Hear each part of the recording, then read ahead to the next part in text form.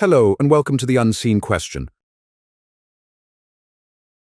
When you look at the stories told in sacred texts, one pattern stands out very clearly. Curiosity was often treated as a threat, not a virtue. Across the pages, whenever people dared to question, challenge, or simply seek understanding, punishment usually followed. Harsh, dramatic, and often wildly out of proportion. The message was consistent. Obedience brings safety, but asking questions brings disaster. Think about what that teaches. In a world where progress depends on curiosity, where every step forward has come from someone daring to question the way things are, these stories present the opposite. They frame questions as rebellion and treat curiosity as sin. Take the story of Job, for example. Job suffers immense loss, loses his children, his wealth, and his health. And naturally, he asks why. He wants to know why a supposedly just God would allow so much pain to crush an innocent man. But instead of receiving a meaningful answer, he's humiliated. God responds with a barrage of overwhelming speeches, reminding Job of his smallness, mocking the idea that a human could question the divine. In the end, Job is never given an actual explanation. The lesson isn't compassion or justice, it's intimidation. And Job isn't alone. In the wilderness story of the Israelites, people asked for food and water because they were starving and thirsty. Basic needs, not luxuries. Instead of understanding, the story says God struck them with plagues, serpents, and death. Asking for bread was portrayed as rebellion, not survival. The idea seems to be that the act of questioning itself was worse than the suffering they endured. Another striking example comes from the New Testament. When Zacharias, the father of John the Baptist, hears the angel's message that his elderly wife will have a child, he asks a simple question. How? It's not defiance, just curiosity, just wanting to understand how something biologically impossible could happen. But the response, he's struck mute for months, punished for daring to ask a question. What all of this communicates is chilling. If the ultimate authority punishes you for seeking clarity, then the safest path is silence, and silence breeds control. Because when people don't ask questions, they don't challenge, and when they don't challenge, authority becomes untouchable. This has real-world consequences. Across history, religious systems often discouraged inquiry in favor of submission. People were told not to question priests, not to doubt the holy books, not to wonder about contradictions. And those who did, they faced excommunication, social exile, or worse. But notice the psychology behind this. If a belief system is so fragile that it collapses under simple questions, then the problem isn't the questioner. The problem is the system itself. Fear of questions is fear of exposure. Questions shine light into dark corners, revealing cracks that authorities would rather leave hidden. That's why in so many cultures, questioning the sacred was branded as dangerous, even when the questions were about justice, fairness, or basic reality. It's worth asking why this pattern persists. Why do texts and traditions consistently frame questioning as rebellion? Because questions create independence. They force people to think for themselves, to weigh answers, to test claims. And once you start thinking for yourself, the hold of authority weakens. If you look closely, the punishment for asking questions isn't about protecting truth, it's about protecting control. When people learn to ask why, they begin to take ownership of their own thoughts. They start to measure claims against reality, not just tradition. And that's the beginning of freedom. That's also why in religious stories, that moment when someone dares to think for themselves is often portrayed as the beginning of humanity's downfall. The first time this happens in the biblical narrative, it's in the Garden of Eden, a story most people know well but rarely question deeply. Adam and Eve are told not to eat from the tree of knowledge, not the tree of evil, not the tree of violence, but of knowledge. The moment they question the rule, the moment they act on curiosity, the punishment is catastrophic. Exile, suffering, mortality. In other words, the story equates the pursuit of understanding with sin. That's not just a myth about fruit, it's a metaphor for control. It sends the message that enlightenment is dangerous, that curiosity breaks divine order. And when you internalize that message, you stop trusting your own reasoning. You surrender it to someone else. What's fascinating is how that same dynamic appears in countless cultures. Ancient empires and religious institutions often built their power on the idea that knowledge must flow from the top down. The higher powers, whether gods or their human representatives, spoke the truth, and everyone else was expected to receive it unquestioningly. The moment someone tried to flip that flow, to seek truth for themselves, it was labeled heresy. The story of Galileo fits perfectly here. A man who dared to ask whether the earth really sat still at the center of the universe. He wasn't trying to overthrow faith. He was trying to understand reality. But the church saw that question as rebellion, because if earth wasn't at the center, maybe humans weren't either. And that small shift in perspective was intolerable, so they silenced him, not for being wrong, but for daring to be right too soon. When authority fears questions, it's rarely about protecting truth. It's about protecting the illusion of certainty. Certainty gives power over people's decisions, behaviors, and sense of identity, but real truth doesn't need that kind of protection. It welcomes questions because it can stand up to them. Think about how human progress has actually happened. Every major step forward, science, medicine, philosophy, social reform, began with someone asking a question they weren't supposed to ask. What if the earth isn't flat? What if illness has causes we can treat? What if everyone deserves equal rights? Each of those ideas was radical in its time, and each faced violent resistance from those who preferred obedience over discovery. Even today, the same mentality surfaces in different forms.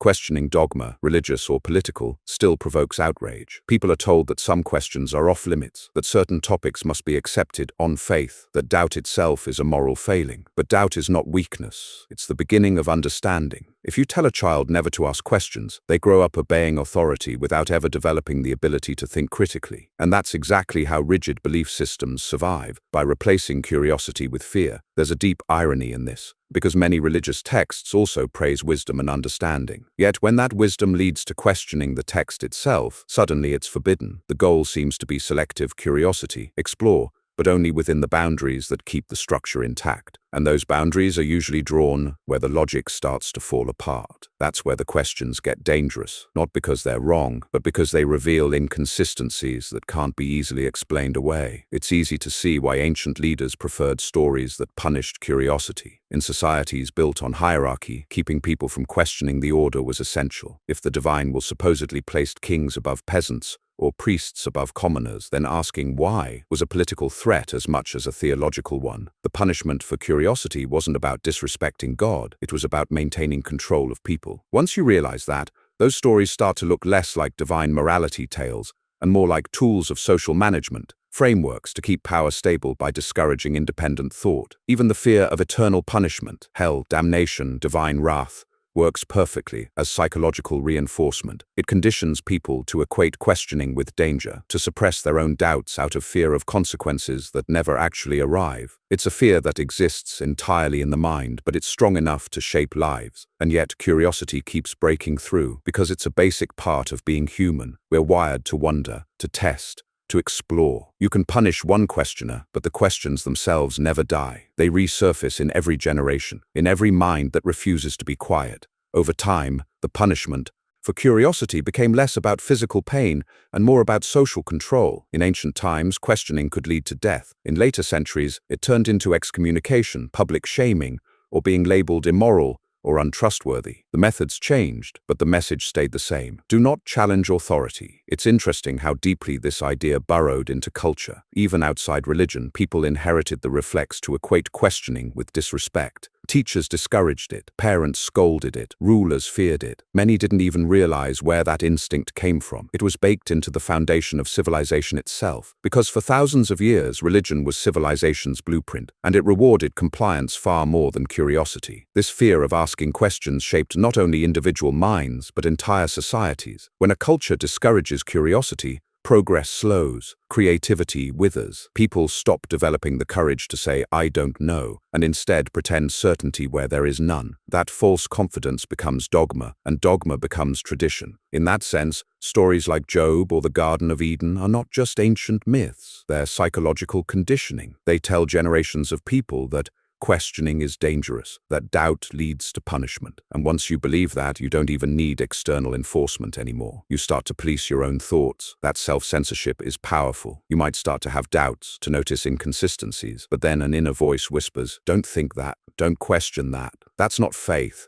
It's fear wearing the mask of faith. And what's tragic is that this conditioning wastes so much human potential. Think of how many minds, across centuries, could have contributed new ideas, new discoveries, if they hadn't been taught to silence themselves. How many scientists, philosophers, inventors, and writers were lost to the fear of blasphemy? You can see this even in history's quieter stories. During the Enlightenment, countless thinkers risked their lives for simply asking rational questions about the universe, morality, or the origins of life. Some were imprisoned, some executed, some erased from history. Their crime wasn't violence or greed, it was curiosity. And yet, those very questions became the seeds of modern knowledge. The breakthroughs in physics, biology, and human rights all trace back to people who refused to stop asking why. They were punished in their time, but their questions outlived their punishers. That's what makes this theme so revealing. The same pattern repeats. Every age has its sacred walls, and every time someone touches those walls, they're punished. Then, years later, those same questions become common sense. It's a cycle of resistance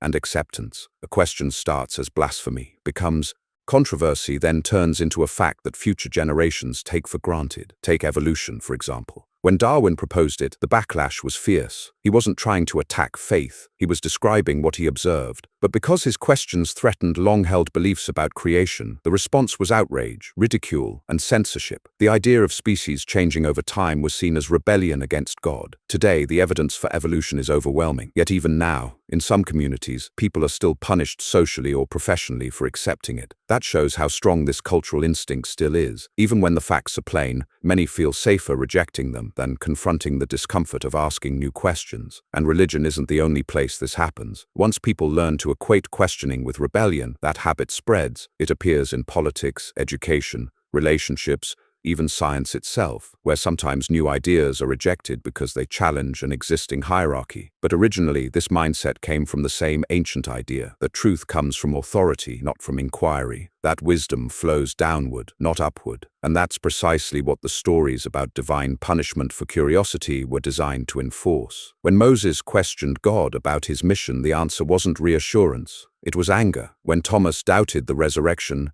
he was rebuked for needing evidence. When Uzzah touched the ark to steady it, he was struck dead for breaking a rule. Every story reinforces the same idea. Do not think for yourself. Do not act outside the command. It's astonishing how easily people overlook the moral contradiction in these tales. We're told these stories teach virtue, but what kind of virtue demands ignorance? What kind of justice punishes the search for truth? If someone asked those same questions today about fairness, logic, or evidence, they'd be called rational, thoughtful, even scientific. Yet in those stories they're treated as sinners or fools. That inversion of morality, calling curiosity evil and blind obedience good, is one of the most damaging legacies religion ever passed on to humanity. Because when questioning becomes sin, truth becomes irrelevant. And once truth stops mattering, power fills the vacuum. When questioning is treated as sin, something strange happens inside the human mind. People start to feel guilty not just for what they do, but for what they think. They learn to associate curiosity with shame. That conditioning doesn't fade easily. It can last a lifetime. Someone raised in that environment might feel a rush of anxiety when they start to wonder about something forbidden. They might not even know why they feel afraid. It's because, deep down, they were taught that certain thoughts are dangerous, that even thinking the wrong question is.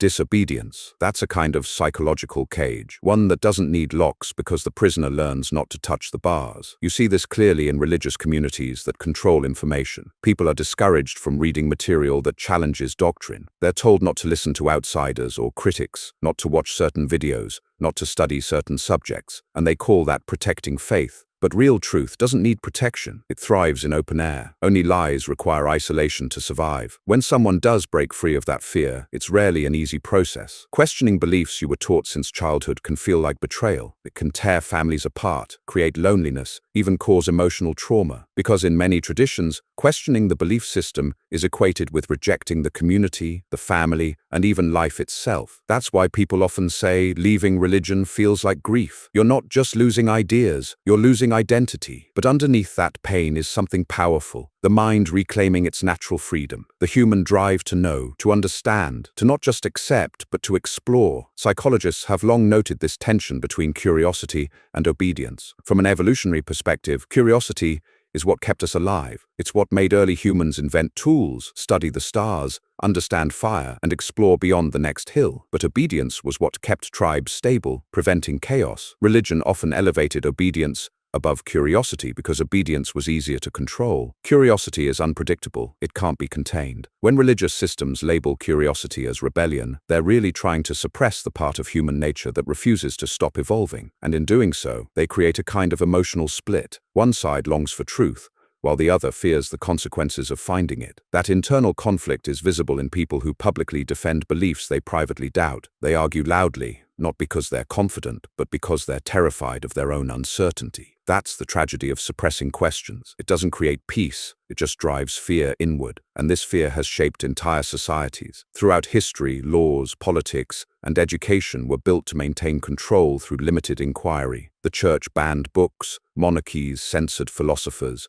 inquisitions hunted down heretics, all because of one dangerous idea, that people might think for themselves. But the irony is that every time authorities tried to bury questions, they planted seeds for the next revolution. The more they punished curiosity, the more valuable curiosity became. The more they tried to silence it, the louder truth eventually spoke. That's the pattern of progress. Suppression creates resistance. The very act of forbidding thought makes thought irresistible. It's why the human story, despite all its repression, keeps bending toward understanding. Still, the residue of fear lingers. Even in modern times, people say things like, "Don't question God's plan," or "Some things aren't meant to be understood." Those phrases are descendants of the same old mindset. They sound humble, but they're really tools of surrender, shortcuts that replace effort with resignation. They tell you to stop thinking just when the thinking starts to matter most. And in that pause, in that deliberate silence, the opportunity for growth vanishes. Because real growth doesn't come from certainty. It comes from the discomfort of not knowing. That's where learning happens. Not in the answers we're handed, but in the questions we dare to ask. That's also where meaning becomes authentic, not borrowed from someone else's revelation, but discovered through one's own inquiry. So when we read these old stories of God silencing Job,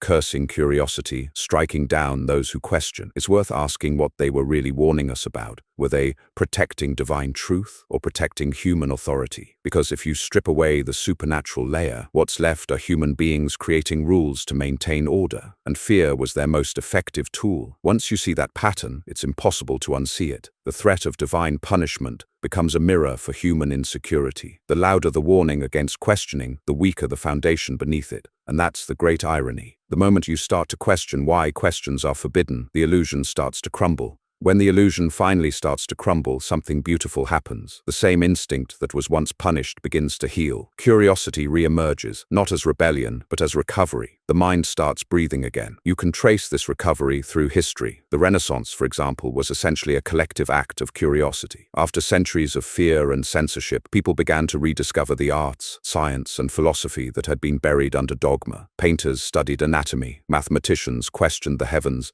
and writers challenged the moral codes of their time. It was curiosity rediscovering itself after a long sleep. But it didn't happen easily. Every step forward was resisted. Books were banned, thinkers exiled, and scientists branded heretics. The church burned people not because they were evil, but because they asked questions that couldn't be unasked. And yet, no amount of punishment could erase the human drive to know. That's the thing. Curiosity doesn't die. It just hides until it's safe again. When you silence one thinker, another takes their place. When you ban one book, another gets written. Over time, that persistence reshaped civilization. Questioning authority became not just tolerated, but celebrated. Governments, laws, and institutions slowly began to recognize that progress requires disagreement, debate, and skepticism. In that sense, the very values that built modern societies, freedom of speech, scientific inquiry, human rights, are the direct descendants of those once punished questions. Every freedom we have today was earned by someone who refused to be silent. But even now, those old habits linger beneath the surface. People still struggle with the guilt of doubt, religious guilt, social guilt, even intellectual guilt, all born from the same ancient fear that questioning might bring punishment. That's why so many people stay quiet about their doubts, not because they're sure of what they believe, but because they've been conditioned to think that doubt itself is wrong. They'll whisper their questions to friends in private, then return to pretending in public. That's not faith. That's fear wearing faith's clothes. And the cost of that silence isn't just personal, it's collective. When people stop asking hard questions, injustice thrives, corruption grows, falsehoods multiply. Every dictator, every fanatic, every manipulative ideology depends on one thing: unquestioning followers. That's why questioning authority, any authority, is not just an intellectual exercise, it's a moral duty. It's how societies stay honest. But there's another layer to this. The fear of questioning doesn't just come from institutions, it also comes from within individuals. People often cling to beliefs because they provide comfort, certainty, and identity. Letting go of that feels terrifying. Asking questions means opening doors you might not be ready to walk through. It can shake your worldview, your relationships, even your sense of self. That's why punishment for curiosity doesn't always need to come from above. It can come from inside. You begin to punish yourself. You avoid uncomfortable thoughts, rationalize contradictions, and tell yourself you're being faithful, when in truth you're being afraid. Breaking free from that isn't easy. It takes courage to admit you don't know. It takes humility to say, I was wrong. But that's what real growth looks like. The courage to question isn't arrogance, it's honesty. Because without questions, knowledge stagnates. And where knowledge stagnates, ignorance becomes tradition. Even now, in the 21st century, we see echoes of those ancient punishments in subtle forms. People losing jobs or social standing for asking uncomfortable questions. Scientists attacked for inconvenient research. Citizens labeled disloyal for questioning government policies. The surface changes, but the pattern remains. Authority still fears curiosity. The difference today is that we have more tools to resist. The internet, for all its flaws, broke open the monopoly on information. Knowledge is no longer locked away in temples or libraries. It's everywhere, accessible to anyone willing to look. That's a revolution more powerful than any sword or empire. Because once information is free, questioning becomes unstoppable. And yet, even with all that access, the old fear persists in subtle ways. People still censor themselves to fit in, still cling to certainty instead of truth, still confuse obedience with virtue. The stories that once punished curiosity may be ancient, but their influence is alive in modern psychology. The real question, then, is this: how do we unlearn that fear? Maybe it starts by reinterpreting those old stories, not as divine lessons, but as human warnings. Maybe God's punishment in those tales is really a metaphor for what happens when we surrender our curiosity. We stop evolving. We fall back into darkness. We exile ourselves from the tree of knowledge. Perhaps the real moral isn't that God punishes questions, but that any system, any belief, any power that does, is not divine at all. It's human insecurity pretending to be holy. And maybe that's the quiet revolution that has been happening for centuries. People realizing that asking questions isn't rebellion, it's responsibility. Because every great step forward begins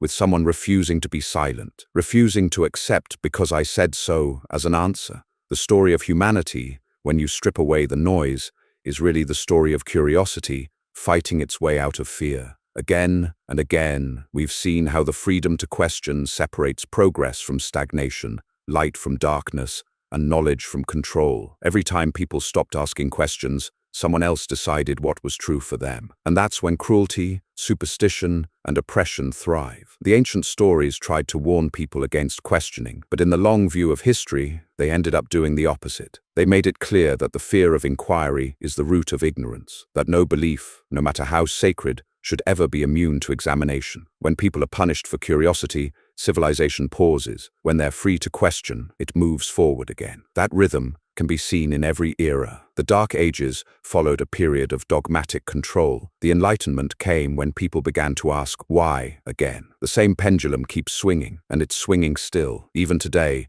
we face new forms of that ancient conflict. People may no longer fear divine lightning bolts for questioning, but they face social storms instead. Online mobs, cultural taboos, ideological purity tests, all punishing curiosity in different disguises. Instead of heresy trials, we have public shaming. Instead of prophets scolding doubters, we have influencers demanding conformity. The tools changed, the instinct did not. That's why the lesson from those old religious stories is still relevant, not as theology, but as psychology. They remind us how easily authority uses fear to control minds, and how quickly humans learn to silence themselves in response. It's a warning not about divine wrath, but about the human tendency to trade freedom for comfort. And if we really study those stories, the irony becomes hard to ignore. The very act that supposedly doomed humanity in the Garden of Eden, eating from the tree of knowledge, is also the act that gave rise to civilization. Without it, there would be no art, no science,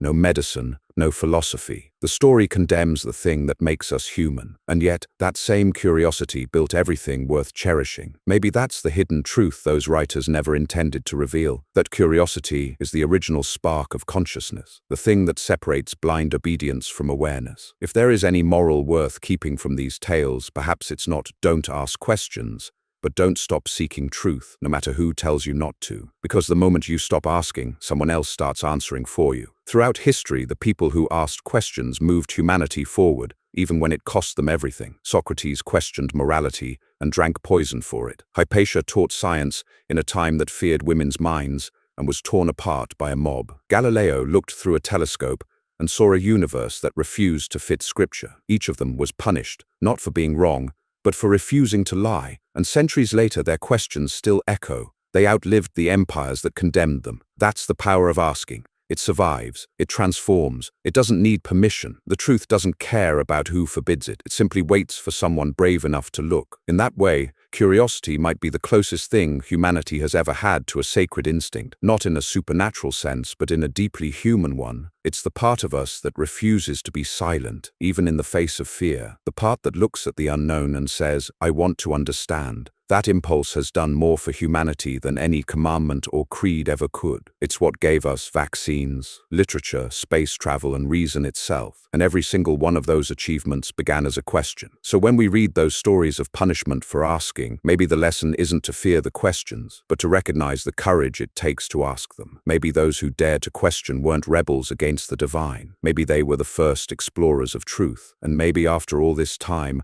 we can finally rewrite the message. Not God punished people for asking questions, but humans punished themselves for being afraid to ask them. Because when we stop asking, we stop growing. And when we stop growing, we stop being fully alive. So ask, even if it makes people uncomfortable, even if it makes you uncomfortable. Ask until the answers make sense. Ask until the fear dissolves. Because every question, no matter how small, is a reminder that the mind is still free. And there is no punishment in the universe worse than giving that freedom away.